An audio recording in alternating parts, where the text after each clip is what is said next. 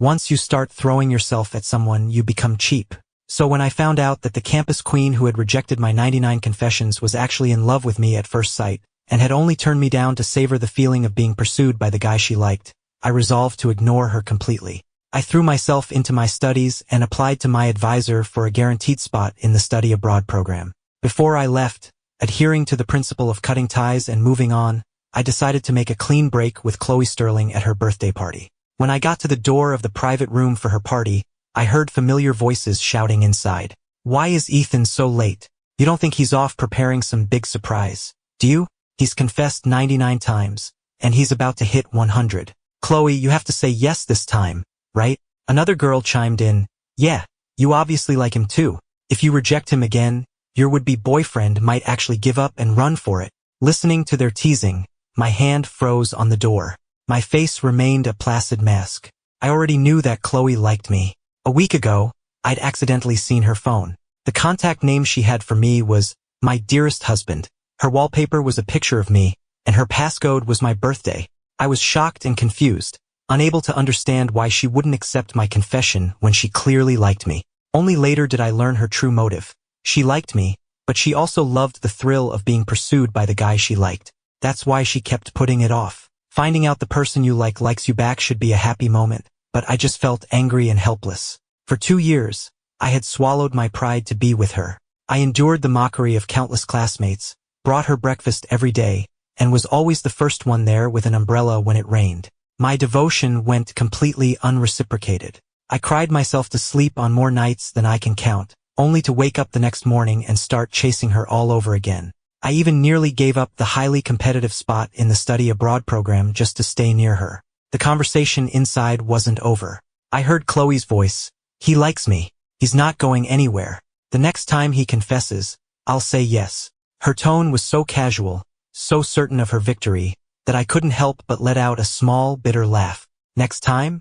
There wasn't going to be a next time. I had already given up on the 100th confession. Now all I wanted was to leave, to disappear from her world completely. The moment I pushed the door open, the chatter in the room died. Everyone instinctively turned away and started talking about something else, pretending I wasn't there. Khloe picked up a drink and joined a game at another table, looking cool and detached, not even bothering to glance up. I glanced at her and had to admit, she was a damn good actress. Being ignored by the entire room didn't bother me in the slightest. I just walked over to an empty seat in the corner and sat down. For the next hour, everyone else mingled and chatted warmly. I sat by myself, scrolling through my phone, as if I were invisible. In the past, whenever Khloe was around, I would have been looking for any excuse to go up to her, trying to start a conversation and get her attention.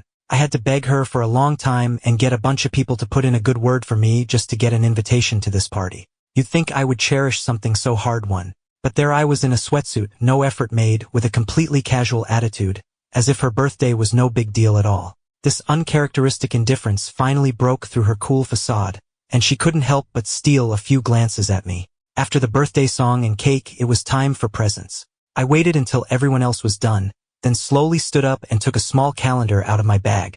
Everyone in the room stared at me, bewildered. The calendar was palm-sized, only 30 pages long, and looked incredibly cheap. I ignored their expressions and looked directly at Khloe, speaking in a calm, even voice. "Khloe, starting today, tear off one page every day. When you get to the last one, there will be a surprise. Think of it as my belated birthday gift to you." As soon as I said that, a few of her friends started snickering. "The 100th confession, right? Man, you've got stamina. 2 years and you're still at it. You must really be crazy about Khloe, huh?" Influenced by their comments, Khloe naturally assumed it was a countdown to my 100th confession. The corners of her mouth curved into a slight smile, but she quickly suppressed it, her face becoming a blank mask again. "I only said I'd consider it if you confessed 100 times. I never said I'd actually agree." I knew they had it all wrong. The day she tore off that last page wouldn't be the day of my confession. It would be the day I disappeared from her life for good. I didn't explain. I just gave a small laugh and asked deliberately, "Khloe, I've been chasing you for so long and haven't gotten anywhere. I'm just curious, what exactly is your ideal type?" After I asked, the room went quiet. Everyone looked at her with unreadable expressions. Khloe stared at me, silent for a few seconds, then parted her lips to speak. "My ideal type is," She had just started to speak when the door swung open, instantly capturing everyone's attention. All eyes were on Ryan Miller as he walked in, holding a beautifully wrapped box and flashing a sweet smile at Khloe. "Khloe, happy birthday!" Khloe's gaze shifted to Ryan. She tapped her fingers lightly on the table and finished her interrupted thought. "My ideal type, of course, is a cheerful, clean-cut, handsome boy next door." Hearing such a suggestive comment the moment he walked in, Ryan's face immediately flushed. He practically skipped over to her, handed her the gift, and urged her to open it right then and there. Just like that, the subject was dropped, and everyone's attention shifted. Watching the two of them surrounded by the crowd, I didn't show a hint of sadness. I just calmly returned to my seat. For the rest of the night, wherever Khloe went, Ryan was right there with her. They were laughing, taking drinks for each other, even sharing a piece of cake. I watched their intimacy in silence as memories flooded my mind. Khloe might have been the Stanford queen with a legion of admirers, but she'd always kept guys at arm's length. The only exception was her childhood friend, Ryan.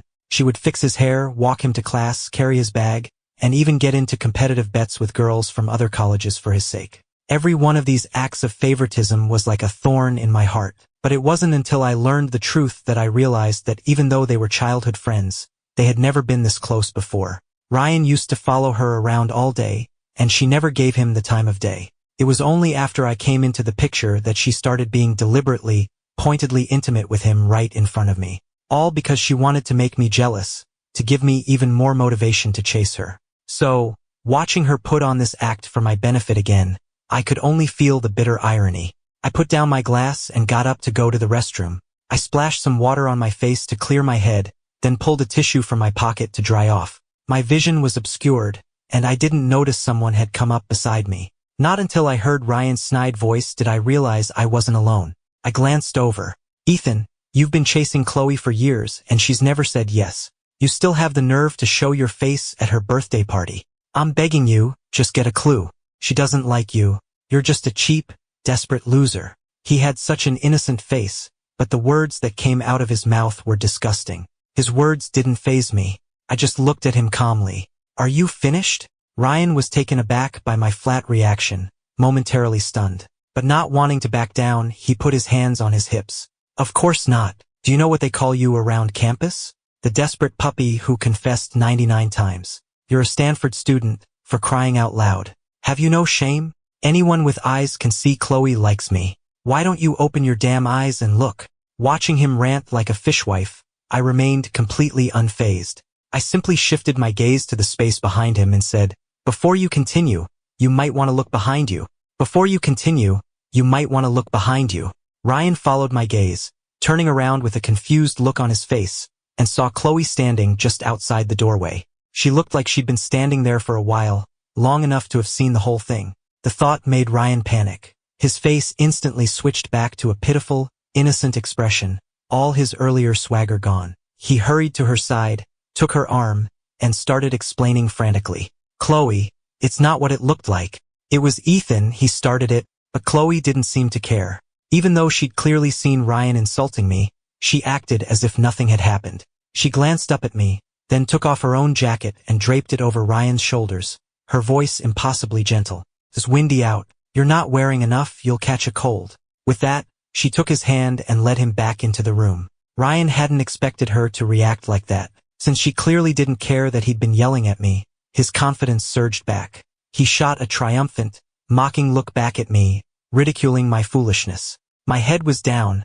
I didn't see Ryan's taunt. I balled up the damp tissue, tossed it in the trash, and headed downstairs. The stairwell was silent except for the sound of my footsteps. In the darkness, the scene replayed in my mind, and I let out a cold laugh. When she put her jacket on Ryan, her eyes were fixed squarely on me, even as she spoke words of concern for him. I had to hand it to her. Her performance was truly spectacular.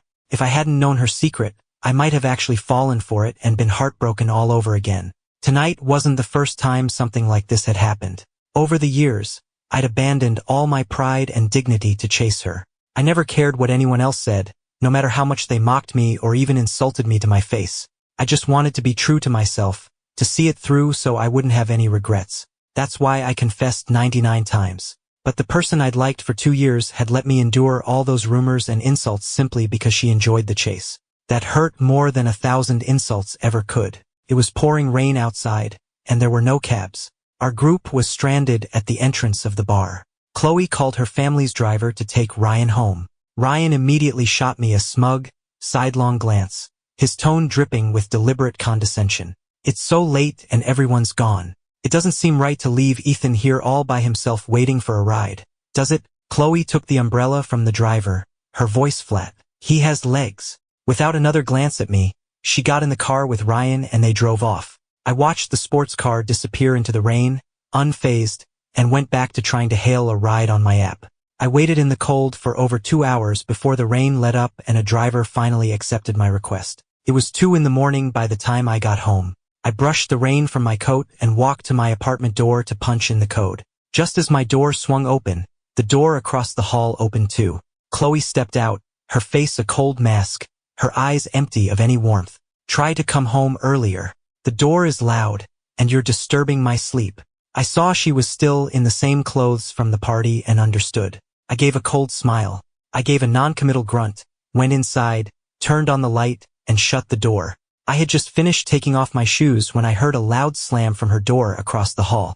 I ignored it, changed out of my damp clothes, turned on the heat, and curled up on the couch with a blanket. I had bought this apartment 6 months ago, specifically because I heard Khloe had moved out of the dorms and into this building. I moved in to be her neighbor, all part of my plan to win her over. I'd bring her breakfast, wish her good night, and orchestrate chance encounters every day, all in an effort to win her heart. But no matter how much I tried, she always gave me the cold shoulder, barely ever responding. It wasn't until I discovered her secret that I realized she was just pretending to be indifferent. Just like tonight, she'd obviously been home for hours, still in her party clothes. She hadn't gone to sleep because she was worried about me. Yet the moment she saw me, she had to say something cold and dismissive.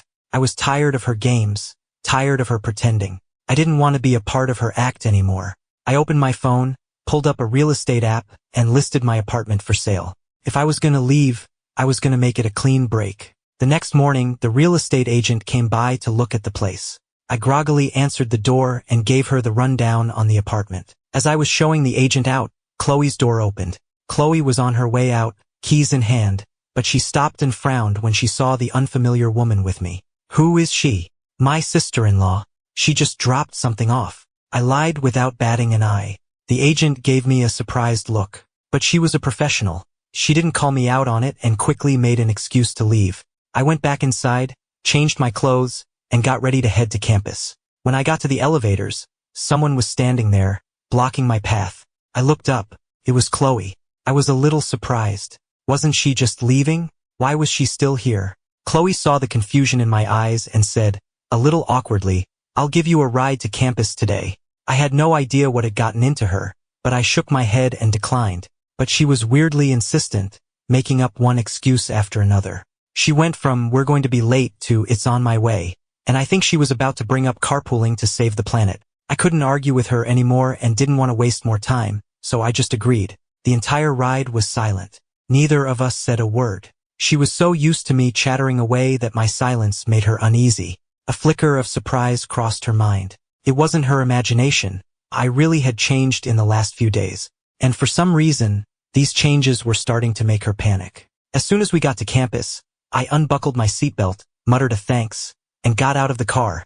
I walked quickly onto campus, but I noticed people were giving me strange looks and whispering as I passed. Ethan Hayes? That's him, right? Yeah, that's the guy from the trending post. How embarrassing. Hearing their bizarre comments, I quickly pulled out my phone and saw a bunch of links my friends had sent me. I clicked on one and saw that someone had submitted the story of my pursuit of Khloe to the campus gossip blog, and it was now a trending topic. I stared at the hashtag #StanfordSDesperateSimp, completely stunned. The top post under the tag laid out every single thing I'd ever done to win her over, in excruciating detail. They even published excerpts from my letters. In the distance, I saw a huge crowd gathered around the campus bulletin board. It was plastered with my love letters, and people were laughing and pointing. Oh my God, I'm drowning in your eyes? So cheesy. 99 letters, each one different. This guy's completely lost his mind over her. It's kinda scary. I thought he was supposed to be one of Stanford's brightest? Why is he so desperate? Hearing their relentless mockery, my heart sank. I pushed through the crowd and started ripping the letters off the board, one by one. As I tore down the last one, I heard Ryan's deliberately sharp voice. Khloe, Ethan has confessed to you so many times. On a scale of 1 to 10, how do you feel about him? Khloe's voice was as icy as ever. She said a single word. 0. With both main characters on the scene and me being publicly humiliated, the laughter from the crowd grew louder and more unrestrained. A few troublemakers, eager to stir the pot, asked me sarcastically, Ethan, 99 confessions and you got a big fat 0. Guess you'll have to try harder. Huh? When's the next one? We'll all come watch. Maybe we can give you some pointers. What do you say? I clenched the shredded letters in my hand, my knuckles white from the pressure.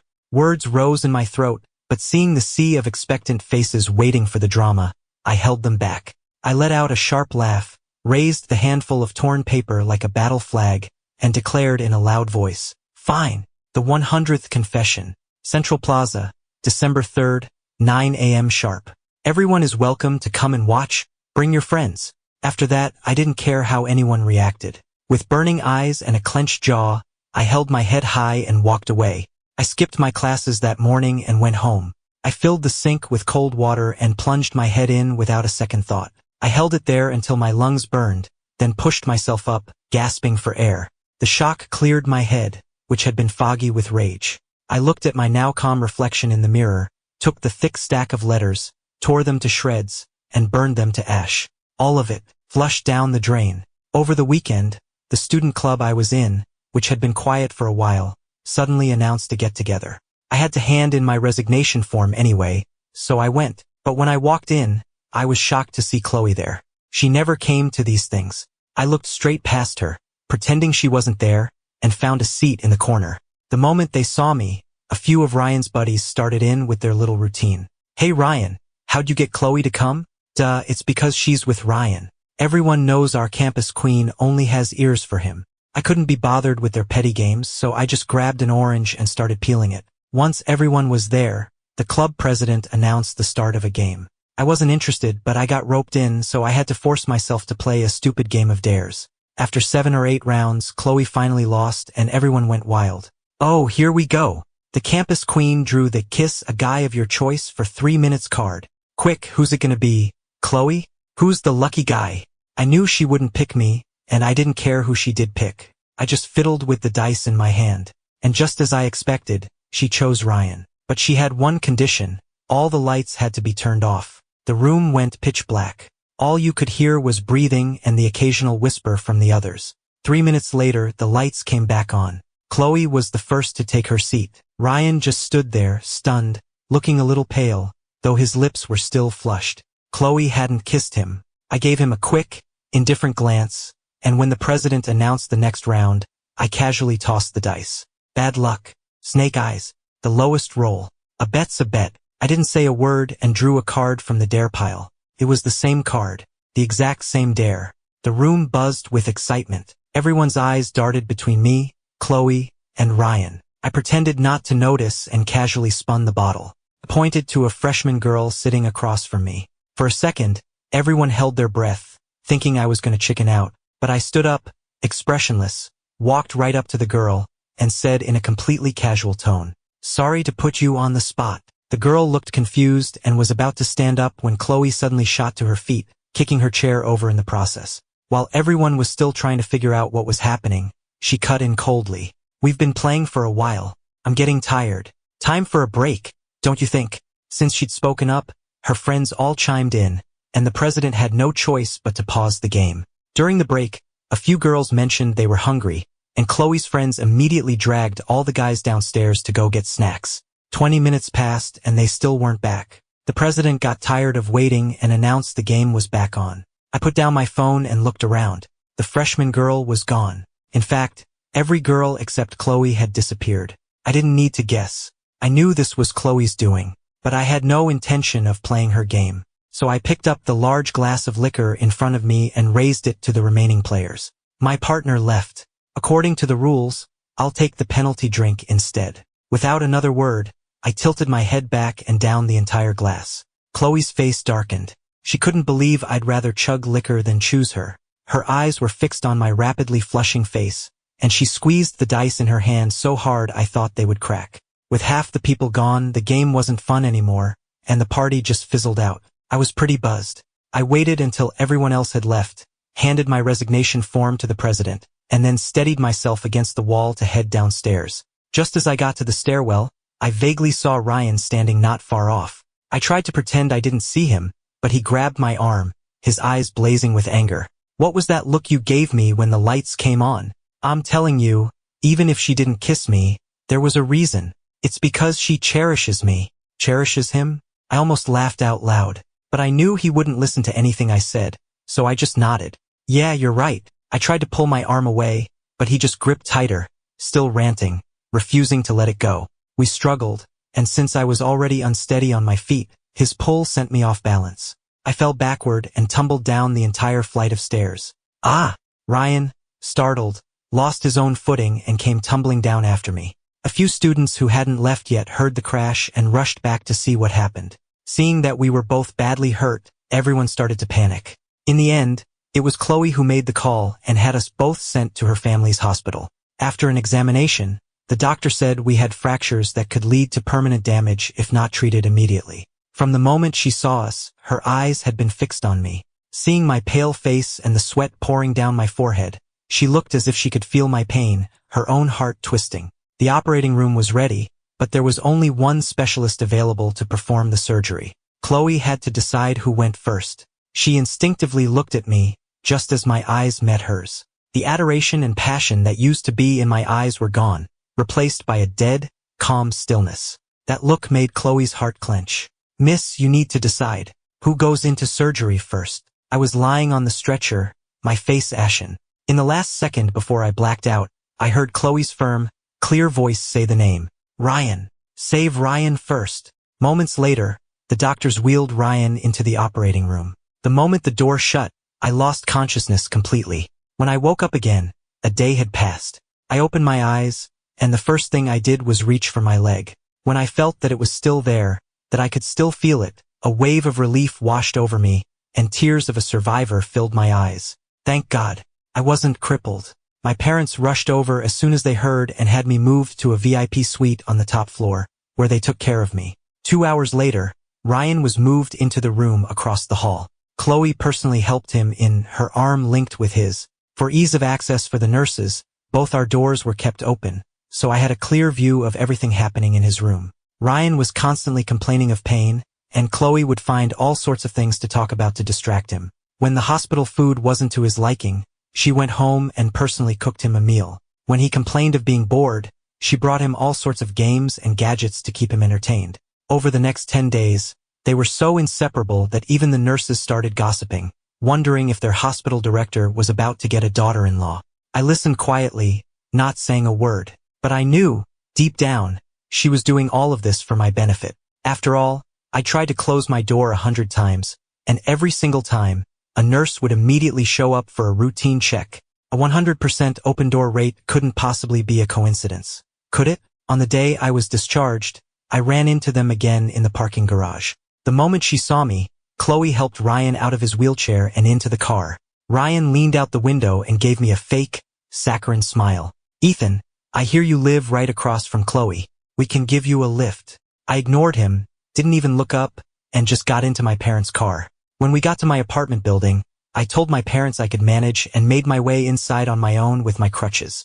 The elevator came up from the garage, and just as the doors were closing, Khloe, who was supposed to be driving Ryan home, stepped inside. We looked at each other but said nothing. The elevator stopped on our floor, the 17th, but Khloe just stood by the door, not moving. I had to maneuver around her on my crutches to get out. I walked slowly, but she walked even slower behind me. I could feel her eyes on my back the entire time. When I got to my door and reached for the keypad, I dropped one of my crutches. I had to lean against the wall to slowly bend down. Just as my fingers touched the crutch, a shadow fell over me.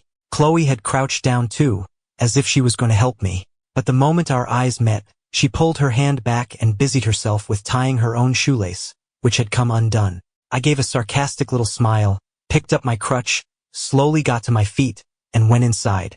After a long recovery at home, it was finally time for final exams. Even though I was leaving for my study abroad program soon, My leg was just good enough to walk on, so I didn't defer my exams. The lecture hall had too many steps, so with my bad leg, I took a seat in the front row. A few moments later, Khloe walked in, helping Ryan. The moment he saw me, Ryan started whining that his leg hurt and insisted on sitting in the front row. Khloe helped him to the seat right next to me, then took the one beside him against the wall. The exam began. The second the professor stepped off the last stair of the dais, Ryan tossed a crumpled piece of paper onto my desk across the aisle. My hand froze on my pen. Before I could even process what happened, the professor, who had just turned around, was yelling at me. I made it perfectly clear before this exam began. I can accept a bad grade, but I will not tolerate a lack of integrity.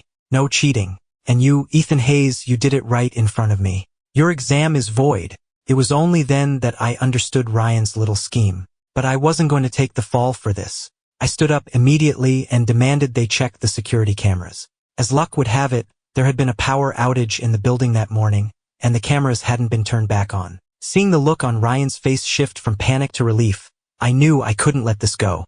Khloe was sitting right next to him. She saw everything. The professor didn't want to wrongly accuse an innocent student, so he called Khloe over. The Sterling family were major donors to Stanford. Khloe didn't have to impress anyone, and she had a reputation for being aloof but honest, so her word carried a lot of weight. After hearing the professor's question, Khloe glanced at me. Then she said calmly, "It wasn't Ryan who cheated."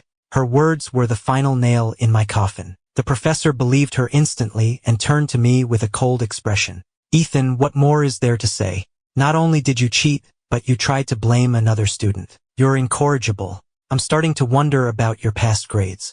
Regardless, I'm reporting this. There will be a formal reprimand on your record." I stood there, a cold dread washing over me. I had mentioned her name because I thought, when it came to something this serious, she would tell the truth. I never imagined she would lie for him, that she would commit perjury after seeing the whole thing with her own eyes. Any further explanation was useless. I swallowed hard, gave Khloe one last, long look, and walked out without another word. Seeing the red in my eyes, Khloe suddenly looked flustered. She chased after me and blocked my path. "Ethan, I know Ryan was in the wrong, but he's sensitive. I don't want people talking about him. Not a single I'm sorry. Just excuses for Ryan." I was starting to wonder if I had dreamed the whole thing with her phone. I looked at her with a bitter laugh, my voice trembling with rage. "So that's your reason for helping him frame me? He can't handle gossip, but I can? Is that it, Khloe? Do you think because I confessed to you 99 times that I'm so thick-skinned, so shameless, that nothing can hurt me?" Seeing my state, Khloe's eye twitched, and she grabbed my hand. "That's not what I meant. It's just one exam. You can make up the credit. I'll find a way to make it up to you for what happened today." "Make it up? You don't even like me. How are you going to do that?" My sarcastic tone made her anxious, and she almost let the truth slip. "Who says I don't lie?" She caught herself mid-word, realizing her mistake. "Just trust me. Wait for the 100th time.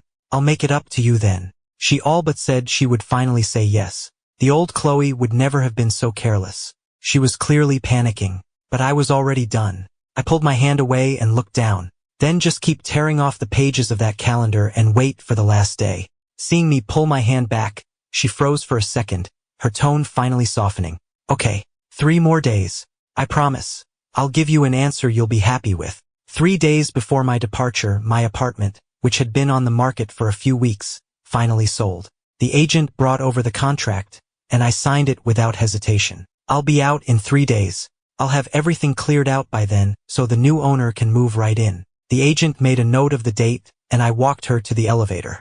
As the elevator doors opened, Khloe stepped out, carrying a couple of shopping bags. She stared at the agent for a moment before politely greeting her. "Hello, good to see you again." The agent, confused, just nodded back. After the elevator left, I turned to go, but Khloe stopped me, holding out one of the bags. "I was in the neighborhood and bought too much. I can't possibly eat all this. Do you want some?" I glanced inside and saw it was my favorite kind of dried fruit. The shop was all the way across town. It was a 2-hour round trip, plus at least an hour waiting in line. She had clearly gone out of her way to buy my favorite snack and invent an excuse to give it to me. It was her way of apologizing for what happened. But I didn't need her apology anymore. I took the bag without a word, and the moment I was back inside my apartment, I tossed it. The bag flew in a perfect arc. and landed squarely in the trash can. 2 days before I left, I went to a print shop and spent a few $100s printing 10,000 postcard-sized flyers. I went back to my old dorm and asked a few of my former roommates to go to the top of the main administration building on December 3rd and drop them over the Central Plaza. My friends all knew what had been going on, and when they heard my plan, they thought I was still refusing to give up and tried to talk me out of it. "Ethan, just let it go," one of them said. "After everything Khloe's done to you, why put yourself through more misery? Yeah, man, what she did was awful. She doesn't deserve you." Even though I'd already moved on, hearing their concern warmed my heart. I shook my head. "Don't worry, I know what I'm doing. Just help me with this one thing. I've already hired a cleaning crew to handle the mess afterward. And I'm not confessing. What I wanted was to say goodbye." Hearing that, they all stared at each other, completely baffled, trying to figure out what I was planning. I thanked them again and left. As they watched me walk away, one of them opened the box and pulled out one of the flyers. There was only one sentence printed on it. "Ethan Hayes will never love Khloe Sterling again." The day before I left, I finished up all my paperwork at the university, then went home to start packing. I'd only been there for 6 months, so I didn't have much stuff, but most of what I did have was related to Khloe. I found a few boxes and started throwing it all away. The scarf I'd spent 2 weeks knitting for her, I cut into pieces. The ceramic vase she donated to a charity auction, the one I'd spent a fortune to win, I smashed into fragments. Every letter I'd stayed up all night writing, I fed into the shredder. The moment the last box hit the dumpster, everything between me and Khloe was officially in the past. The last things to go were 2 items of clothing, a replica of the shirt and the baggy black jeans she was wearing the first time we met. I lit a match and set them on fire. As the smoke cleared, all that was left was a pile of ash on the concrete floor of the balcony. I stood up, and when I turned around, I saw Khloe standing a short distance away, staring at me in shock. "What are you doing?" "Just getting rid of some junk." I said it calmly and turned to go back inside. On the day I was leaving, I was woken at dawn by a commotion from across the hall.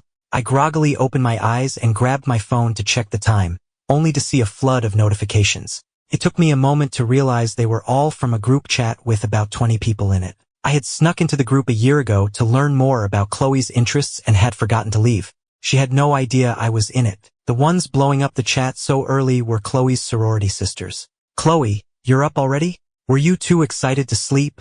"Obviously. She's been getting ready since 11 last night. So you're really going to say yes to Ethan this time?" I scrolled to that message and paused. I was surprised to see a long reply from Khloe herself. "It's not about accepting. The feelings have always been mutual. This is just us finally making it official. Enough with the silly questions. Just help me pick an outfit. This one, or this one." The chat blew up as she posted dozens of photos of different outfits. "My God, look at her going all out. Is this really the same ice queen who never gave any guy the time of day? Khloe, I've never seen you put this much effort into anything. You must really be crazy about this Ethan guy." Amidst all the comments, Khloe replied with a single sentence. "I love him. For me, it's him or no one." Reading that line, I couldn't help but laugh out loud. I leaned back against my headboard, watching the sky brighten outside my window as memories flashed through my mind. Seeing her declaration of love now felt like the absurd, darkly humorous twist at the end of an O. Henry story. She loved me, so she rejected me 99 times and let me become a campus-wide joke? She loved me, so she gave me the cold shoulder while deliberately getting close to another guy just to provoke me? She loved me, so she lied to frame me and trampled all over my feelings? If that was her idea of love, it was a gift I couldn't afford and didn't want. The messages in the group chat were coming faster and faster. A few of the girls who lived in the dorms sent pictures of the plaza. It was barely 7 a.m., and a huge crowd had already gathered. There were students, faculty, people from off-campus, and someone was even selling water and snacks. "Look at this crowd. They're all here for Ethan's 100th confession. Khloe, you better get over here quick. The show's about to start, and the star of it won't be able to get through the crowd. People really do love a spectacle." I was about to close the app when I saw a new iMessage from Khloe. "I'm heading out now." "You? Me?" I was heading out too. But I was heading for the airport. I suddenly had a morbid curiosity to see the look on her face when those flyers rained down on the plaza, to know how she'd feel when she found out I was gone for good. But alas, I wouldn't get to see it. From this day forward, Khloe Sterling and her life had nothing to do with me. I slowly got out of bed, changed my clothes, and went to the bathroom to get ready. Once I was ready, I heated up some milk and toast and ate while I packed my last few things. With my suitcase packed, the apartment was completely empty. I took one last look at the empty apartment, then pulled out my phone and blocked her number and all her social media accounts. Having done all that, I felt a lightness I hadn't felt in years. I grabbed my suitcase, walked out the door, and headed toward my new life. It was 5 minutes to 9, and the plaza was so packed you couldn't move. Even campus security was there trying to manage the crowd. Looking down at the sea of people below, my old roommates were stunned, their voices filled with excitement. With this many people, whatever happens next is going to be all over campus in minutes. Good. Maybe then people will stop talking about Ethan behind his back after he's gone. They chattered excitedly as the clock ticked over to 8:59. The head of our old dorm group got my text saying I'd made it to the airport safely. He rolled up his sleeves and yelled, "Ethan's at the airport. Let's do this. Tossing team, photo team, get ready. We have to make sure he sees this spectacle before his flight takes off." Just as he finished speaking, the 9 o'clock alarm on his phone went off. 2 of the guys took their positions on either side of the open window and pushed the stacks of flyers off the ledge. In an instant, a blizzard of white paper fluttered down from the 16th floor. Someone in the crowd below yelled, "It's snowing!" and everyone looked up. As the flyers drifted down, people reached up on their tiptoes, trying to catch one to see what it said. In the very center of the plaza, Khloe stood looking up, a hopeful expression on her face. Her friends looked around at the grand spectacle, amazed. He dropped so many. There must be 10,000 of these. Ethan really went all out. Well, you know how popular Khloe is. He has to make a big statement to stake his claim and scare off the competition. True, but what do they say? His letters were always so well written. You don't think he handwrote 10,000 love notes, do you? You know, with Ethan's patience and dedication, I wouldn't put it past him. I'm gonna grab one and see. Hearing her friend's envious chatter, Khloe's heart filled with anticipation. She reached out, caught one of the flyers, and turned it over with a smile.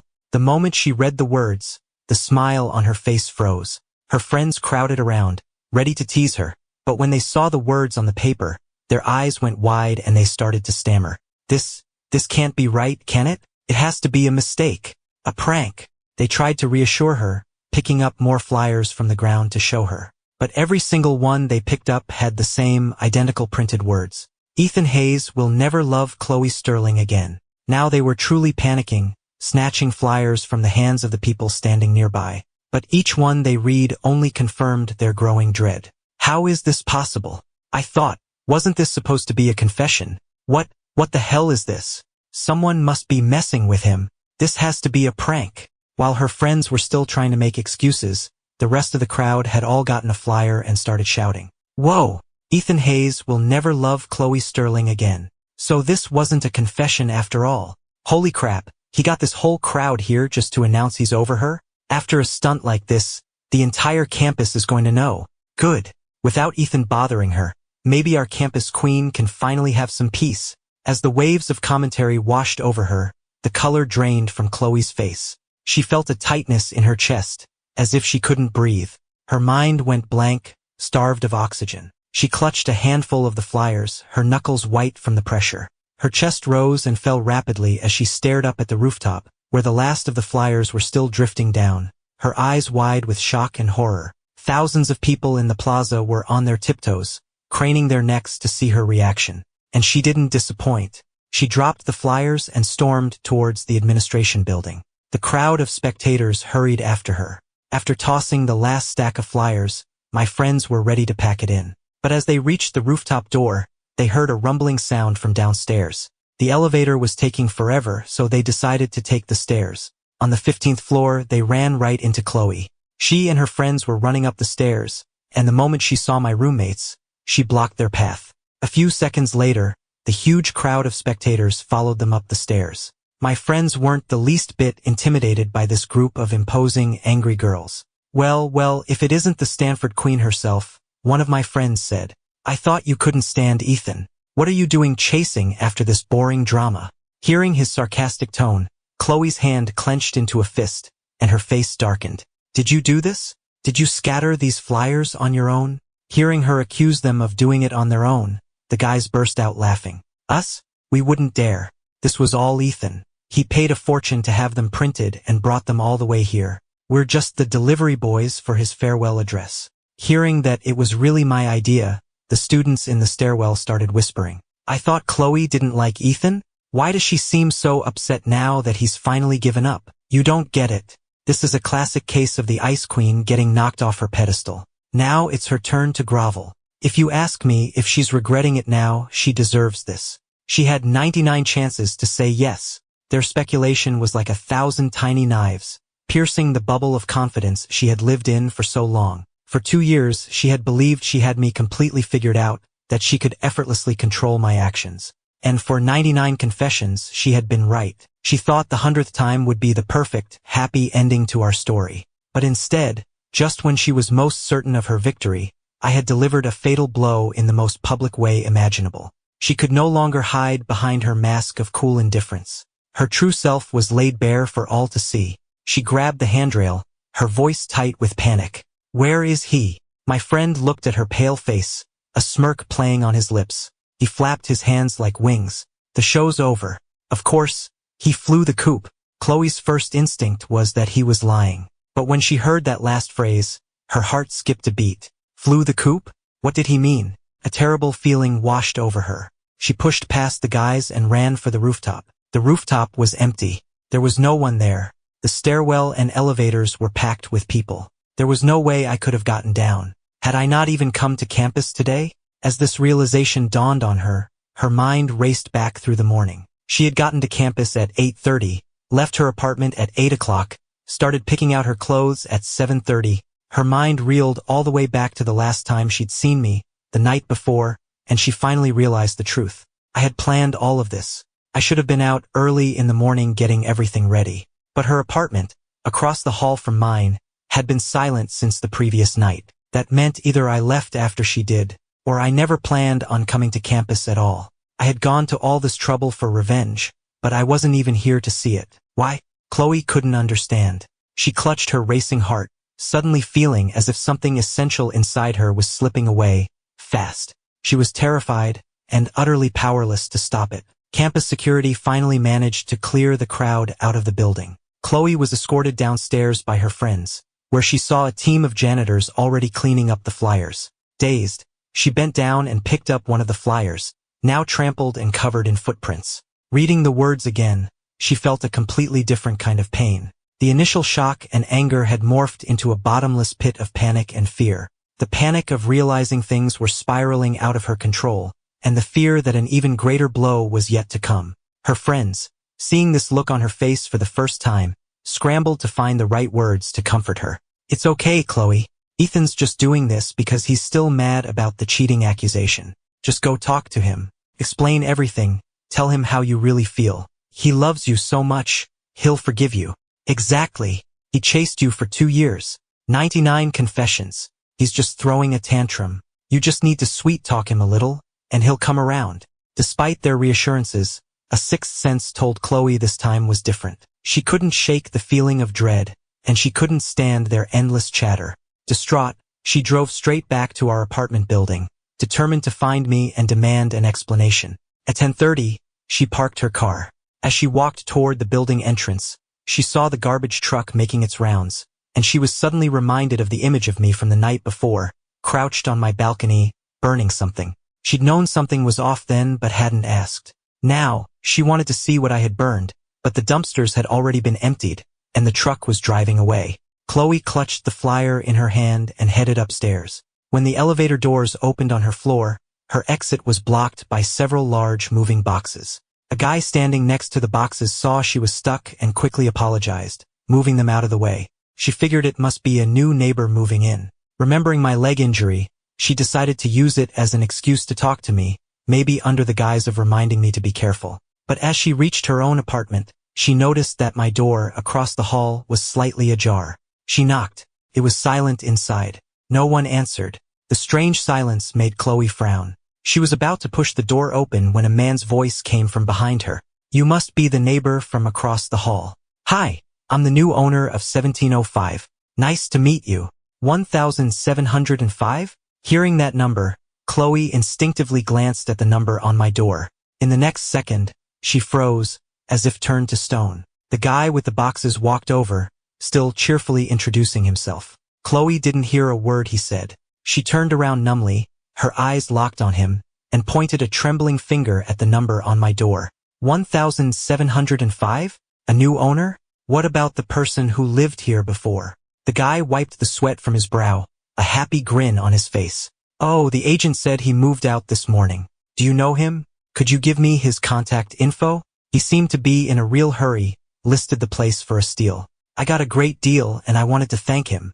Those few sentences made Khloe's brain short-circuit. She stood there, stunned, for a long moment before she finally reacted, turning and shoving the door open. The apartment was completely empty. Other than the standard furniture, there wasn't a single personal item in sight. It was as clean as the day I moved in. The new owner didn't notice the color draining from her face and was still smiling cheerfully. Clean, right? The agent said the guy spent 3 days cleaning it out. Said he threw out a ton of stuff because it was too much hassle to move. Khloe didn't know how she made it back to her own apartment. When she finally came to, she was crumpled on the floor in her entryway, her legs completely numb. She was drenched in sweat, as if she'd just been pulled from a lake. Her sweat-soaked clothes clung to her skin, and she started to shiver. She pulled out her phone, found my contact, and with trembling hands, typed a message. Why did you move? The moment she hit send, a red exclamation mark appeared next to the message. Message not delivered. The red icon burned in her vision. Her eyes froze for a second. In disbelief, she tried sending it again and again. The same error message popped up each time. Staring at the screen, she felt like she was choking, like she couldn't draw a breath. She clutched at her throat, her face turning a deep red. Just as she felt she was about to pass out, her phone rang. She let go of her throat and answered. It was one of her friends, her voice a panicked shriek. Khloe, oh my God, it's Ethan. He went to Italy. Me and Sarah were just at the bulletin board, and we saw his name on the list of exchange students.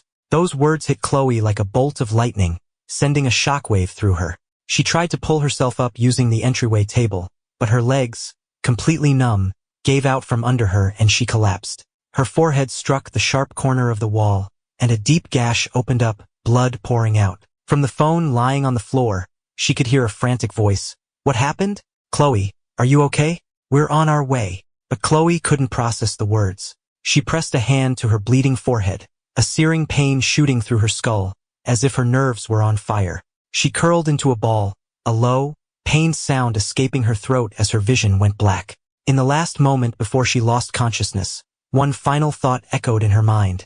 The words she had seen 1,000 times that day, now burned into her soul. Ethan Hayes will never love Khloe Sterling again. Khloe was badly injured. She was lucky to be alive, but she ended up in the ICU. When she finally woke up, 3 days had passed. Her friends were gathered around her bed. They breathed a collective sigh of relief and started filling her in on what had happened while she was out. From what we've heard, Ethan got to Italy 3 days ago, but he hasn't been able to finalize his enrollment yet. Apparently, after the list was published, someone reported him for cheating on that final exam, demanding his spot in the program be revoked. If his spot gets revoked, he'll have to come back. So don't worry, Khloe. He's not getting away. Khloe's heart leaped, her eyes flying open. He went to Italy, the cheating incident, his spot revoked, he'd have to come back? Before she could even process this flood of information, there was a knock at the door. One of her friends went to open it. The others looked over and saw the renowned Professor Reed from the design department walk in, his face grim. He glanced at Khloe in the hospital bed, his imposing presence making it difficult to meet his gaze. You're Khloe Sterling? I was told you were the witness in the cheating incident involving Ethan Hayes and Ryan Miller. I'd like to have a word with you. Hearing that, her friends quickly excused themselves and left the room. As the door closed, Khloe lifted her chin slightly. Yes, it was me. Hearing her confirm it, Professor Reed's face flushed with anger, and his voice grew heavy. Ethan told me you committed perjury. Do you have any idea what you've done? Do you know what the consequences are for his future? Because of this false accusation, he's about to lose his spot in the program. The university, to quiet the controversy, is even considering expelling him. Once that's on his record, combined with the last media storm you caused, his entire future will be ruined. And it will be your fault. He may love you, but tell me honestly, has he ever done anything to deserve this? Do you hate him so much that you have to destroy him? If you have a single shred of conscience left, you will go to the administration and tell them the truth. Otherwise, it won't just be him you're destroying. You'll be taking me and the entire design department down with you because of your lie. His words made Khloe's head spin, and a wave of panic washed over her. She had only lied to the professor because she was angry I hadn't chosen her at the club party. She was still sulking, trying to force me to come to her and make peace. She never imagined it would spiral into this, and she couldn't bear to think about what would happen if Professor Reed's predictions came true. If she really ruined my future, she knew that with my personality, I would hate her for the rest of my life. The thought of the person she loved becoming her bitterest enemy was something Khloe couldn't bear. Forgetting her own injuries, she struggled to get out of bed, insisting on going with Professor Reed to the university to clear things up. They were stopped at the door by nurses and doctors, who refused to let her leave and tried to reason with her. But she wouldn't listen, insisting on going to the campus. Professor Reed had already contacted the head of the student conduct office. In front of the dean of design and the original professor, Khloe identified Ryan as the one who had cheated. Ryan, completely blindsided by her betrayal, panicked and started crying, denying everything. The professor, stunned by her reversal, didn't know who to believe. Khloe gave the whining Ryan a cold look, then pulled out her phone and showed them a picture. "This is a letter Ryan wrote to me a while ago. I'm having my family bring the original. You can compare the handwriting to the note from the exam." Hearing this, the color drained from Ryan's face, and his expression twisted in horror. He stumbled backward, trembling under the stern gazes of the administrators, and broke down, sobbing hysterically. "Khloe, it's me, Ryan. Have you forgotten we grew up together? This was all over. Why are you lying now?" Khloe looked at him, still trying to deny it in the face of hard evidence, and a flicker of disgust crossed her face. "I never liked you, Ryan. I was just acting. And I'm done acting. I'm not going to cover for you anymore. You did this, and now you have to face the consequences." Just then, a courier from the Sterling family arrived with the original letter. After a careful comparison, it was confirmed. The handwriting on the cheat sheet was Ryan's. The student conduct office convened immediately.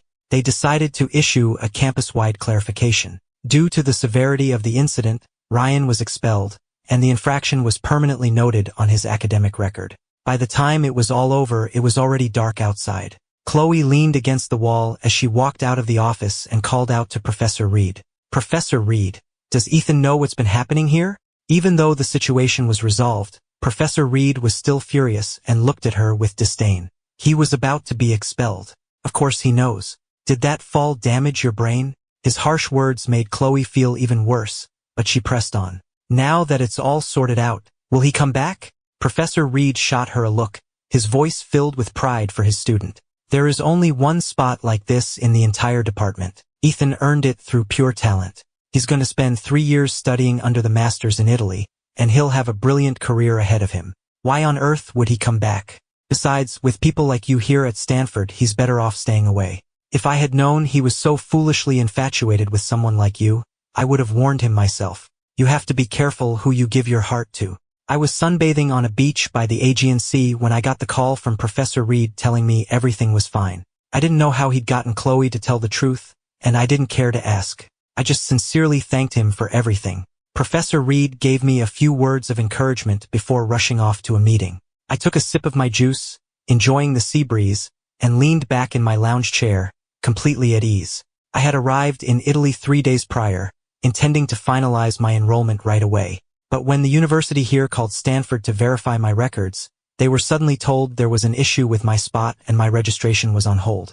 I texted my friends back home and found out someone had anonymously reported me. I immediately called Professor Reed, explained the situation, and asked for his help. Even though Professor Reed was a big name at Stanford, I knew this was a messy situation and prepared myself for the worst. I have to admit, after everything with Khloe, my tolerance for stress had gone way up. Even facing the possibility of expulsion, I was surprisingly calm. I was even calm enough to book a last-minute flight for a mini-vacation by the sea. Now that it was all sorted out, I could finally relax and figure out when to head back to Milan to finish my registration. I was scrolling through flights when a notification popped up from my old dorm's group chat. "Ethan, Khloe just came by the dorms asking for your new number. She said she wanted to apologize, but we didn't fall for it. Don't worry, we didn't give her anything. You should see her, man. She looks awful. her heads all wrapped in bandages. I heard she was in the ICU just a couple of days ago. Karma's a bitch. She totally deserved it. Reading their colorful descriptions, I could just picture the scene of Khloe asking for my new number and being shut down. A smile played on my lips. I hummed a little tune and sent a big cash gift to the group chat. Thanks for all your help, guys. Everything's sorted out. When I get back in 3 years, dinner's on me. I owe you all big time. My friends knew I was always generous, so they didn't hesitate to accept the money. Seeing the screen fill up with heart emojis, I felt a surge of gratitude for having such great friends and such a supportive professor. After booking the next flight to Milan, I stretched, stood up, and started walking back toward my hotel along the soft sand. Behind me, the waves crashed gently on the shore. A seagull rested on a nearby umbrella, and the warm sun felt wonderful on my skin. It was a perfect day. This time, the registration process went smoothly without any issues. I looked down at the stack of stamped documents and my new student ID with a satisfied smile. The university staff member helping me asked if I would be living in the dorms or finding my own place. I wasn't keen on the chaos of the international student dorms, so I'd had my family buy a small apartment near campus before I left. I grabbed my suitcase and headed straight there. When I arrived, I looked at the flight of stairs leading up to the entrance, then at my heavy suitcase, and sighed. I was just considering paying someone to help me when I heard a lovely female voice. I looked over and saw a stunning young woman with blonde hair and blue eyes asking if I needed a hand. I nodded eagerly. She helped me carry the suitcase up the stairs, making friendly small talk as we went. By the time we got to my door, we had just finished introducing ourselves. I thanked her profusely, but she just showed me her reddened palm and joked good-naturedly. I think helping you with that deserves more than just a thank you, don't you? How about you give me your number? I was a little taken aback by her directness, but I quickly recovered and started looking through my bag for a pen. After a moment of fruitless searching, I had to apologize, telling her I didn't have one on me. She just smiled and said it was fine, then magically produced a pen and held out the back of her hand. Just write your number on my hand, if you don't mind. I hesitated for a second before taking the pen and writing my number on her elegant hand. After moving in, I spent the next few days getting my new apartment set up and decorated. That evening, I got a notification that all the international exchange students had completed registration and that there would be a welcome assembly in the main auditorium the next day. I made a note of the time and left early the next morning. I had spent the last few days exploring the campus in my free time, but it was so huge and all the buildings looked so similar that I still managed to get lost. It was almost time for the assembly to start. I was about to ask someone for directions when my phone rang. It was an unknown number. I hesitated for a second, then answered. The voice on the other end sounded familiar, but I couldn't quite place it. Just as I was trying to figure it out, someone tapped me on the shoulder from behind. I turned around and saw Alice, the beautiful girl from the other day, smiling at me with her phone still pressed to her ear. Took me a second to realize she was the one calling me. A surprised smile spread across my face. We high-fived, and Alice asked me what I was daydreaming about. I told her I was completely lost. When I mentioned the auditorium, she said she was heading there too and offered to show me the way. I didn't question it. We chatted and laughed as we navigated the maze of campus buildings. After about 10 minutes, Alice pointed to a large building ahead and told me we were there. I checked my phone, and it matched the picture a classmate had sent me. I waved goodbye and thanked her. The welcome assembly lasted 2 hours. By the time I got out, my back was aching. I was just wondering where to get lunch when someone suddenly appeared in front of me. It was Alice, smiling and asking what my plans were for lunch. I was still trying to figure that out, and seeing my indecision, she smiled and suggested a restaurant, inviting me to join her. I agreed and followed her off campus. When we got to the restaurant, I was surprised to see it was a Chinese place. You wanted to get Chinese food? Can you even handle it? I heard it can be hard for international students to get used to the food here.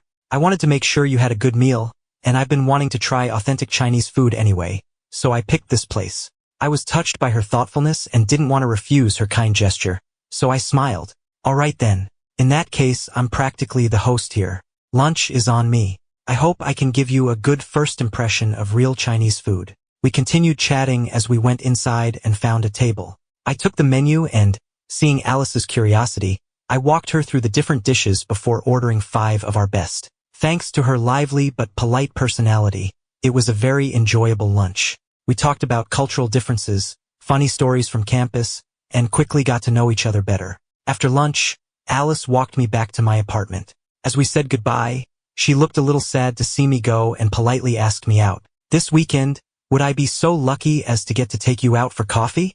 The weather that weekend was beautiful. I happily accepted her invitation, and we met for a long chat at a garden cafe.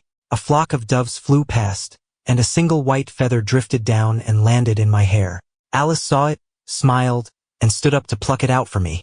We were standing very close, and from a distance it must have looked quite intimate. I looked up at her, a smile on my face, and had just started to say thanks, when I caught a glimpse of something out of the corner of my eye. I froze. The woman standing in the doorway, a bandage on her forehead, her face pale and drawn. She looked an awful lot like Khloe. Before I could be sure, she was already storming towards our table. She looked down at us, her eyes bloodshot, her gaze flitting between me and Alice, her voice tight with anger. Who is she? Hearing that familiar voice, I knew for sure. It was Khloe. I had no idea how she found me, but I wasn't surprised to see her. I knew she would follow me to Italy eventually. In her eyes, I was her prize, her possession. She would never let me just slip away. I had been prepared for this reunion, so I faced her hostility with complete calm. A new friend. Is there a problem? A friend? What kind of friend? Your girlfriend. She practically spat out that last word. She never imagined that after dragging her injured body halfway across the world to find me, to explain everything, to finally tell me the truth, she would walk in on me having coffee with another woman. I'd only been here for a few weeks and I'd already moved on? Hadn't I loved her for 2 years? Hadn't I refused to give up after 99 rejections? Wasn't the 100th time supposed to be when we finally got together? Why had I broken my promise? The realization fanned the flames of her anger, and her voice was filled with anguish. Have you forgotten? I didn't give her the chance to rehash the past. I cut her off. That I chased you? That's not exactly a proud memory. So what if I've forgotten? Shouldn't I? Besides your pretty face, what else is there? I got tired of the view and decided I wanted to try something new. Do I need your permission for that? My words left her speechless. She stared at me in disbelief, her eyes filled with doubt. Ethan, what's happened to you? We agreed. I've been great. Eating well, sleeping well. Thanks to you, I even had time for a little vacation. Your sudden appearance, however, is starting to ruin my day. If you understand what I'm saying, please leave. You're interrupting my date. I said it all with a light, casual tone, as if it were the most obvious thing in the world. My cold, dismissive tone made her already pale face turn ghostly white. It was only then that she finally realized. She had truly lost control of the situation. She became even more agitated, grabbing my arm and starting to ramble, trying to explain. I was wrong before. I shouldn't have played games with your feelings. I'm so sorry, Ethan. Please, forgive me. Just give me one more chance. To me, her apology sounded completely hollow. I was publicly rejected 99 times. Did she really think one, I'm sorry, could make it all go away? What a joke. She was dreaming. I glanced at her trembling hand, raised an eyebrow, and said sarcastically, I don't think I can handle an apology from the campus queen. Don't worry. From now on, we're strangers. You won't have to worry about me bothering you ever again. Seeing the resolve in my eyes, Khloe knew I wasn't kidding. She was panicking, and her grip on my arm tightened, making me wince. Alice, who couldn't understand our conversation, at first just thought we were old friends having a tense reunion. But when she saw how tightly Khloe was gripping my arm, turning it red, she stood up to intervene. To the already frantic Khloe, this was a direct challenge. Without a second thought, she shoved Alice's hand away. Alice stumbled back a few steps. Khloe shot her a cold glare and tried to pull me away. Alice steadied herself, and seeing me resist, she lunged forward and threw a punch right at Khloe's face. The two of them immediately started fighting. The peaceful garden cafe erupted into chaos. Tables and chairs were overturned, pastries and coffee scattered everywhere. Potted plants were knocked over.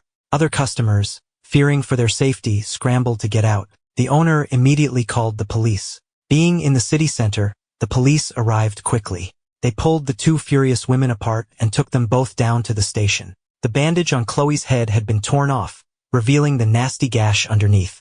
Seeing it, the police officer instinctively assumed Alice had been bullying an injured person. Alice tried desperately to explain, but Khloe, now sporting a few new bruises, was just as adamant, insisting Alice had started the physical fight. They argued back and forth for what felt like an eternity, and the officer, his ears ringing, still couldn't get a straight story. Finally, he had no choice but to turn to the only other witness, me. Sir, could you please describe what happened?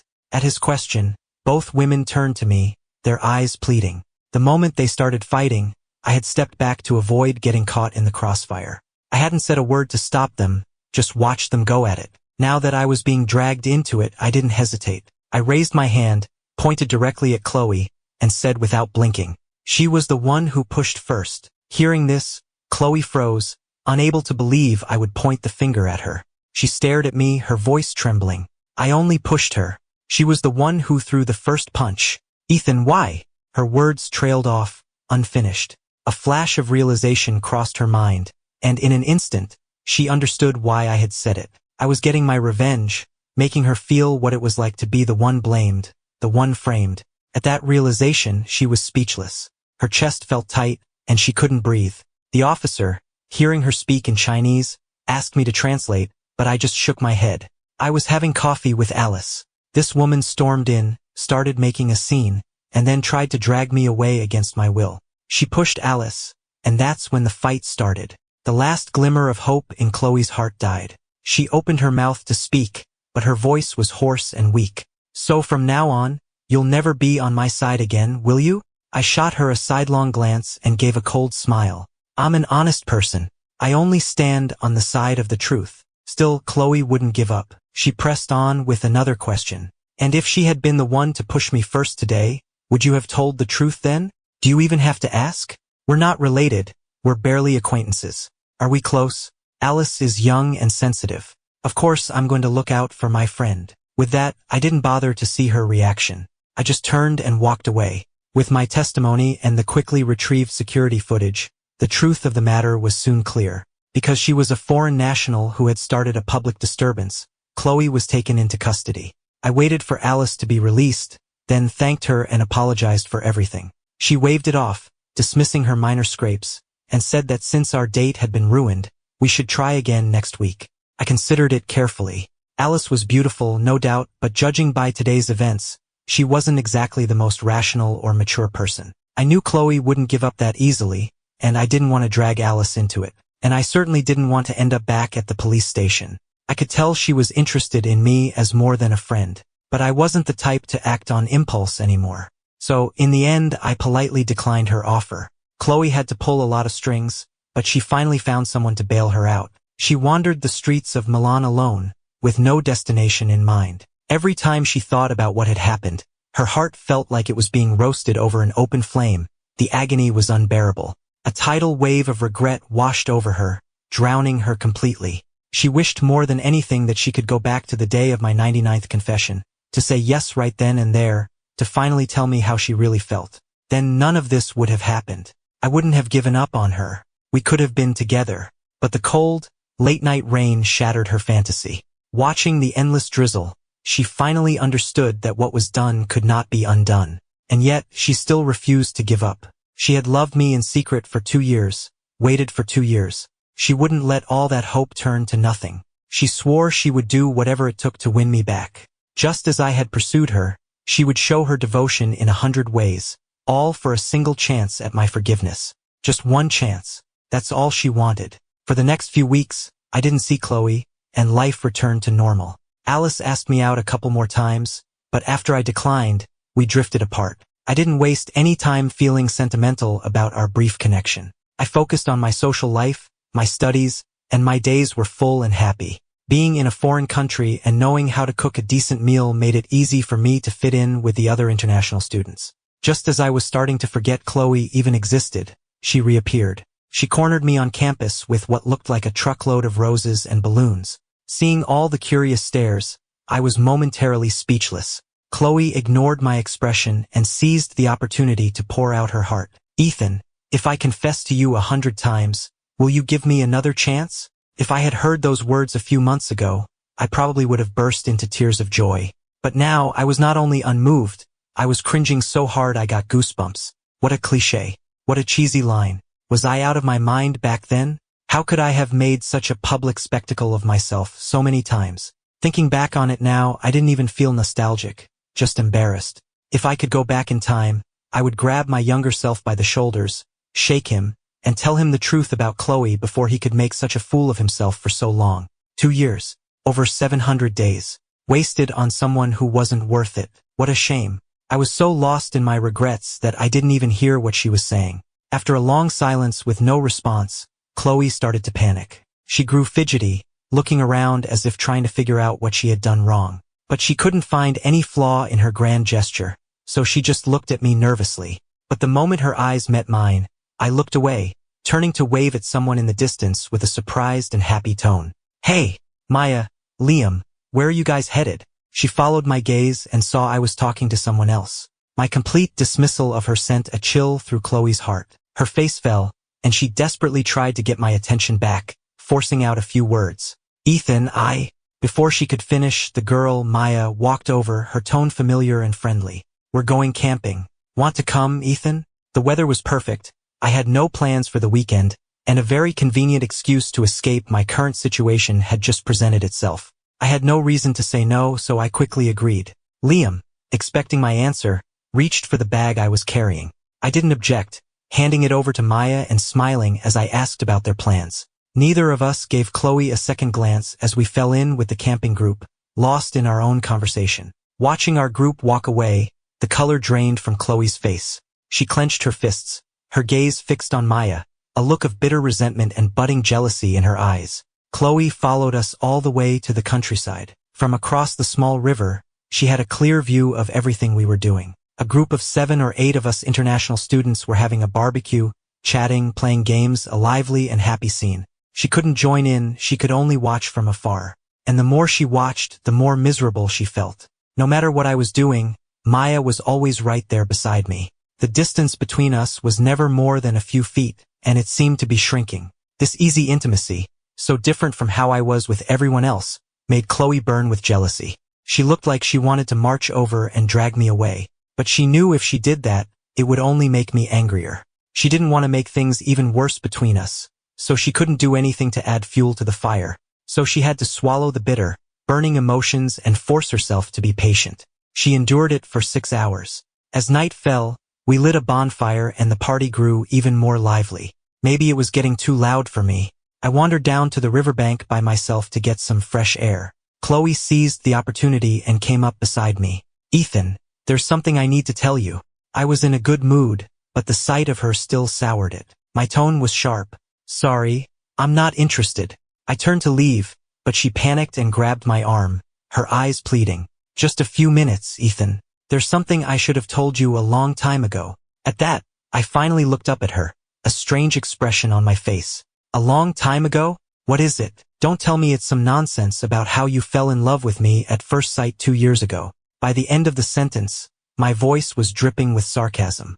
Khloe looked as if she'd been struck by lightning. She was completely frozen. She never imagined I would be the one to reveal the secret she thought she had hidden so well. I didn't care how she felt. The sarcastic smile on my face only widened. "Khloe, think about it. If you said that to anyone, not just me, but anyone at all, even yourself, would you believe it? Who keeps a secret crush hidden for 2 years without a single slip-up? Who rejects the person they supposedly love 99 times just to feed their own ego? And who, in every moment of crisis, every moment of pain, without fail, sides against the person they claim to love? Is that love? Sounds more like hatred to me." My words echoed in her ears, her mind a complete blank. She desperately wanted to deny it, but she couldn't find the words. All that came out were weak, feeble protests. "No, Ethan, that's not true. I really do love you. Everyone knows. They can all tell you. If I didn't know, then who you love has nothing to do with me. From where I was standing, the person you loved was always Ryan. So go tell him. Confess your undying love to him. You two are perfect for each other. The both of you have made me sick from the very beginning." The undisguised disgust on my face was the final straw. Her body was shaking uncontrollably, but she still wouldn't let go of my arm, stubbornly trying to keep me there. I had no patience for this. I yanked my arm free and turned to leave. The moment my arm was free, she looked as if she had lost everything, a dull ache spreading through her chest. All the strength seemed to drain from her body, and she swayed on her feet, looking like she was about to collapse. I expertly ignored her and walked briskly back to the party. I never once looked back. I thought that, after laying everything out so clearly, Khloe would finally give up. But I quickly learned that some people just don't listen to reason. Nothing I said would get through to her. For the next few months, whenever I left my apartment, I was sure to see her somewhere within a 20-yard radius. Every few days, she would appear before me with some new grand gesture, calling it a confession. Once, twice, 3 times, I quickly lost count. In the face of her obsessive, single-minded pursuit, I remained completely indifferent.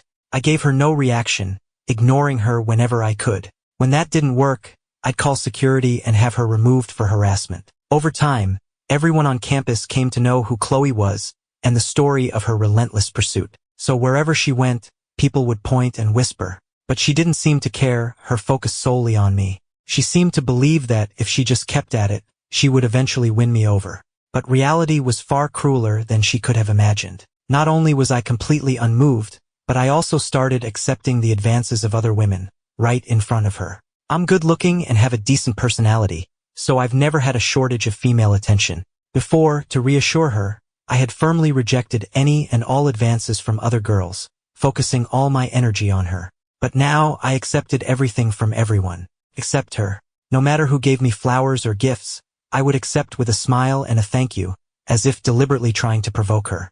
Khloe could only watch, helpless, as I grew closer to other women. We were and had only ever been classmates. She had no right to interfere in my social life. I made that point very clear after I slapped her one night when she, drunk and out of control, attacked a girl who had given me flowers. The mark from the slap eventually faded, but my words were branded on her heart, a constant, sharp reminder. She would never forget them. Slowly, Khloe got used to seeing me surrounded by admirers. She had to admit I was right. I had never been her property. After being rejected time and time again, she started to grow numb. No matter what hurtful things I said, no matter what cold looks I gave her, she no longer seemed to feel the pain. She counted her confessions from 1 to 50, as winter turned to spring, and spring to early summer. For a while, she thought things would just continue on like this, from 50 to 100, and maybe even 101. Khloe never planned to give up. But just when she thought she had finally learned to accept it, everything changed.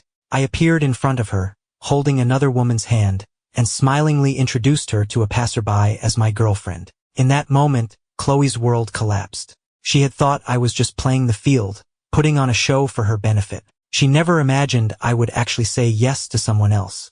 And when it happened right in front of her, the blood rushed to her head, and she lost all reason, charging forward to demand an explanation. Before she could reach me, a patrolling security guard stopped her. From behind the human barrier of the guard, her eyes red, she screamed the question, "Why?" My eyes lingered on her for a second, my voice flat. "I'm young, I have money, and I have plenty of free time. What's wrong with dating a beautiful woman? Is it any of your business?" Khloe fell into a deep depression after that. She started drinking alone, getting blackout drunk every night, with no one to look after her.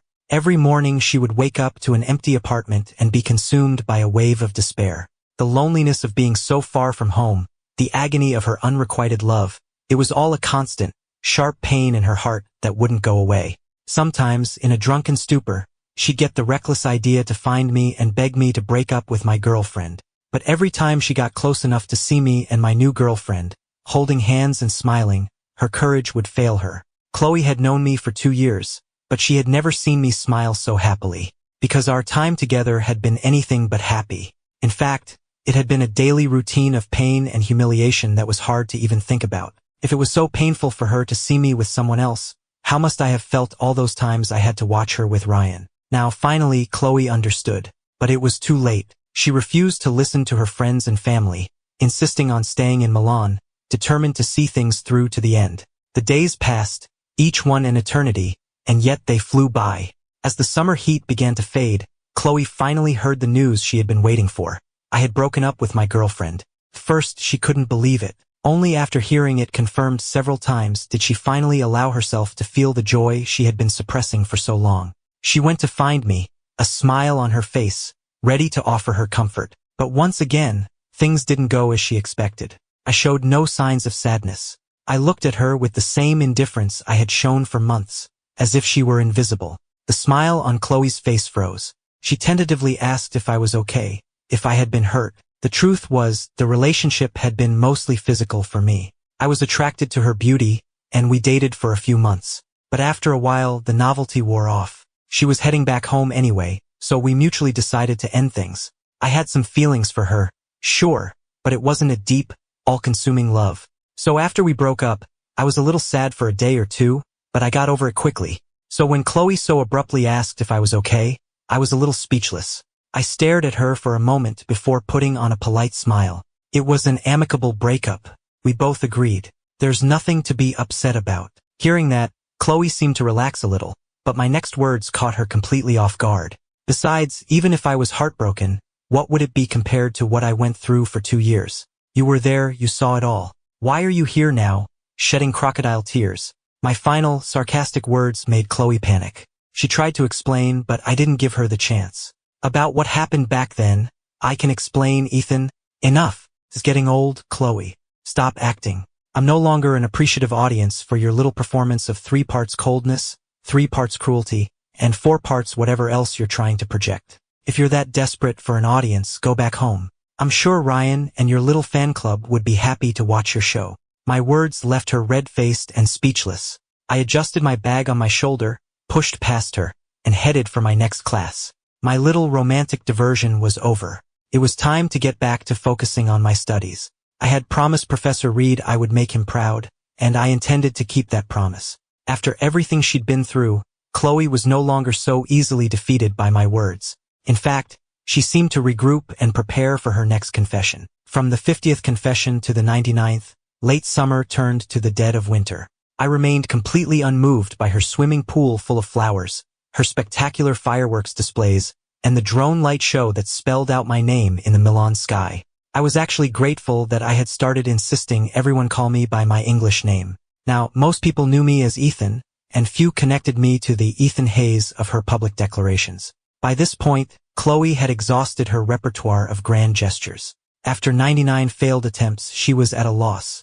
It was one of her friends who finally gave her an idea for the 100th. For her 100th confession, she chose the university's botanical garden. She set up a massive domino chain that, when it fell, would create a mosaic of the scene where we first met. She hung fairy lights in the trees and planned to light hundreds of candles, hoping to transport me back to the past.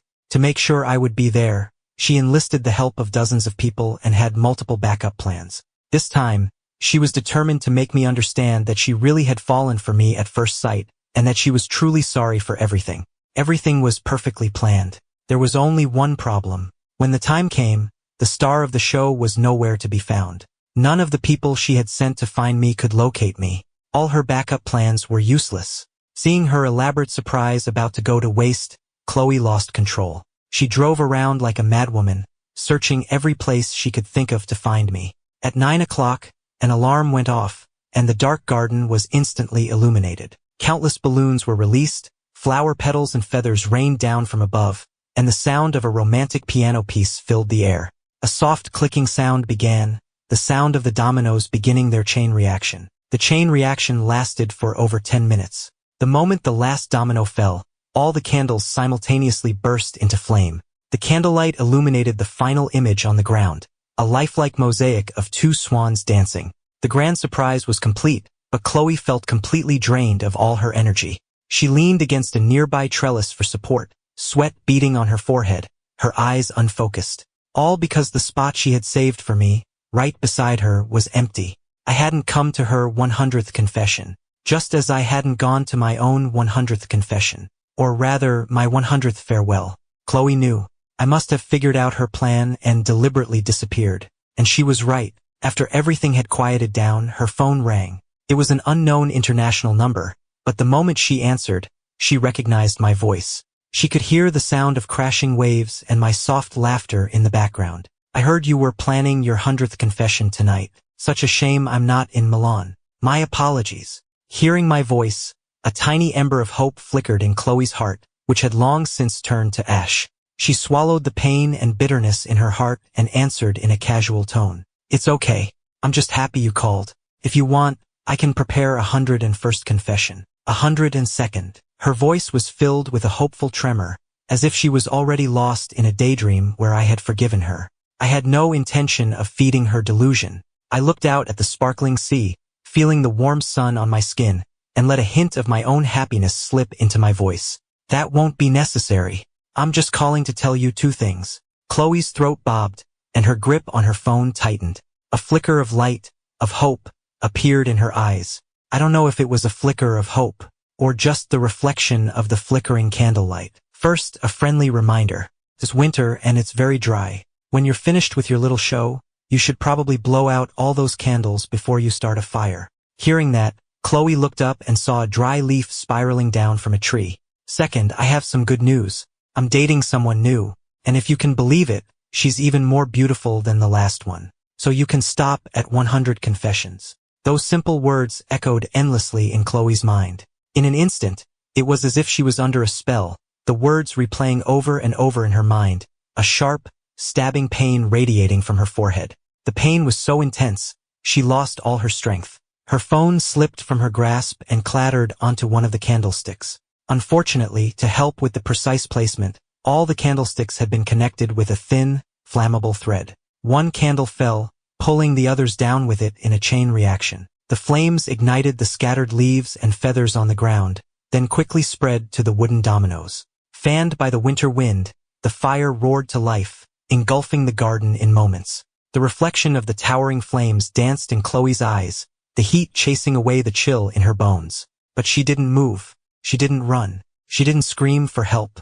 She stood like a statue, a part of the fiery tableau. By morning, the garden was a smoldering ruin. The only saving grace was that no one was hurt. To ensure secrecy for her grand surprise, Khloe had paid to have the entire area cleared. So when the fire started, she was the only one there. The firefighters arrived just in time to pull her from the smoke before she passed out. She was lucky to be alive, but the consequences of her reckless actions were unavoidable. The fire enraged the university administration, and they were determined to hold someone accountable. As the primary suspect, Khloe was arrested and taken into custody. When the Sterling family heard the news, they panicked and used all their influence to try and get her released. But this was an international incident. There was no way for Khloe to walk away unscathed. In the end, the Sterlings had to liquidate a significant portion of their assets and promise to pay the university 10 times the value of the damages before the administration finally relented. Due to the severity of the incident, Khloe spent 6 months in an Italian prison, was blacklisted by the EU, and deported with a lifetime ban from re-entry. The moment she was released, she was escorted to the airport for deportation. Seeing everyone around her dressed in summer clothes, Khloe, who felt like she had been living in a dream, finally started to come to her senses. It was already summer. 6 months had passed, and I hadn't visited her once. The realization brought a fresh wave of complex emotions, a mix of disappointment and desolation. But there would be other chances, she told herself. They would meet again. It was the only way she could comfort herself. And then, she turned her head and saw me walking out of the arrivals gate. I hadn't seen her in months, but I looked rested and happy, a wide, genuine smile on my face. But what hurt Khloe the most wasn't my smile, but the hand of the woman I was holding. While she was in prison, she had asked her friends to bring her a picture of my girlfriend. Even though she had only seen it for a moment through the visitor's glass, she had memorized the face. But the woman standing next to me now was not the same woman. For a moment, she wasn't sure if her memory was failing her, or if her friends had shown her the wrong picture. Just then, I looked up, saw her, and gave her a surprisingly warm and friendly greeting. And then I cheerfully told her the truth. Hey, long time no see. I just got back from a trip to Germany. You're out already? Wow, time flies. Let me introduce you. This is my new girlfriend, Lily. After Khloe was deported, she had a mutual acquaintance send me a message. She asked if any of it with any of the girls had been real. I never replied. By now, I had seen Khloe for who she truly was. She said she loved me, but the only person she had ever truly loved was herself. To her, I was nothing more than a trophy, a prize to be won to satisfy her grotesquely inflated ego. Look at me, she must have thought. The campus queen, the Aphrodite that all the other men desire, is groveling at my feet. How powerful I must be. What a twisted way to think. No matter how she tried to explain or justify her actions, I knew they were all just excuses. So I couldn't be bothered with her anymore. I had no desire to ever speak to her again. No matter if she tried to prove her love 100, 200, or 1,000 more times, I would never give her the time of day again. I had no reason to waste any more of my time on someone like her. During my second year in Milan, I entered every competition I could, expanding my horizons and building a name for myself in the design world. I was busy studying the latest trends with my professors and classmates, hanging out with my friends, and traveling the world with a succession of beautiful girlfriends, living my best life. Life is long, and I had a vast, unpredictable, and exciting future ahead of me. Why would I ever make the same mistake again and willingly walk back into that swamp? The days flew by, and before I knew it, my 3 years as an exchange student were over. I returned home with a suitcase full of design awards. The moment I stepped off the plane, I saw my parents and my old college roommates waiting for me with flowers. It had been so long. I was so excited I ran over and gave them all a huge hug. We all chatted excitedly as we headed to the restaurant they had booked for a celebration. There, I was reunited with Professor Reed, whom I hadn't seen in 3 years. I solemnly placed my suitcase of awards in front of my mentor and raised my hand in a mock salute. "Reporting for duty, sir. Student Ethan Hayes has returned, mission accomplished. Requesting permission to present my results for your inspection." Professor Reed, of course, was well aware of my achievements abroad, but he played along, patting me on the shoulder with a mock-serious expression. "Don't get complacent, son. There are still higher mountains to climb." Our little exchange made everyone at the table laugh. My mother bustled around, getting everyone seated. The room was filled with happy chatter and the clinking of glasses. After the meal, I pulled a handful of envelopes from my bag and passed them around, a wide smile on my face. I wanted to get everyone together today not just to catch up, but also to invite you all to a fashion show I've been planning for a long time. Hearing that, even Professor Reed looked surprised. "A fashion show? In Milan? In that case, I absolutely must go and inspect your work in person." My friends all started cheering and shouting. "When is it? I need to go get my visa renewed. I hope there's enough time. Ethan, we better get front row seats." Hearing the genuine pride and happiness in their voices, my heart swelled with warmth. The show was being organized by my mentor in Milan, and thanks to my hard work and achievements over the past 3 years, he had given me the incredible opportunity to showcase my own collection. It was my first time on such a major stage, and I felt it was important to share this moment with the people who had always truly cared about me. And the people I invited didn't let me down. On the day of the flight, every single one of them was at the airport. Not a single person was missing. Filled with hope and excitement for the future, I boarded the plane with my loved ones, ready to begin the next chapter of my life. Just before boarding, I took one last look back and saw a familiar figure standing just outside the gate. It was Khloe, but my gaze didn't linger, because I knew she wasn't allowed to enter Italy, and she would never again have a ticket into my life. We were just two strangers in a crowd, about to pass each other by, our paths no longer intertwined.